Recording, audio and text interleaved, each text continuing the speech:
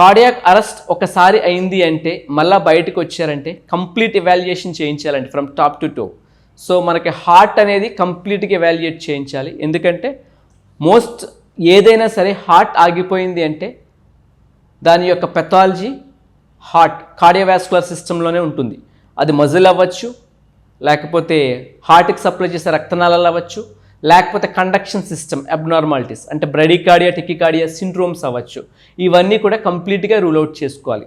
ఇవన్నీ కూడా రూల్అవుట్ చేసుకున్న తర్వాత పేషెంట్కి ఎందుకు వస్తుంది అంటే పేషెంట్ ఎసిస్టోల్ అంటే హార్ట్ 60, 40, 30, 20 వచ్చి అలా సడన్గా ఆగిపోతుందా, లేకపోతే హార్ట్ రేట్ బాగా పెరిగిపోతుందా, ముందు చెప్పినట్టు వెంట్రుకులర్ టెకికార్డియా, వెంట్రుకులర్ ఫిబ్రిలేషన్ అంటే 200, 150, 250 హార్ట్ రేట్ ఇర్రెగ్యులర్ హార్ట్ ఫ్లోకి వెళ్తుందా అనేది ఫస్ట్ మనం ఐడెంటిఫై చేయాలి.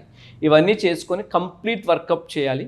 ఇది రాకుండా మనం ఫ్యూచర్లో అవాయిడబుల్ కాజెస్ ఉన్నాయా అంటే ఎలక్ట్రోలైట్ అబ్నార్మాలిటీస్ కూడా చెక్ చేసుకోవాలి. సో ఇవన్నీ మనం రూల్అవుట్ చేసుకొని ఏమైనా మనం పేషెంట్ రక్షించడానికి డీఫిబ్రిలేటర్ ఐసీడీ అంటారు.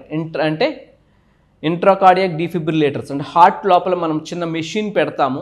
ఎప్పుడైతే మనకి VTVF వచ్చిందో అది వెంటనే షాక్ ఇస్తుంది. షాక్ ఇచ్చి ఆ యొక్క ఎరిథమియాని ఆ VTVFని రివర్ట్ చేస్తాయి.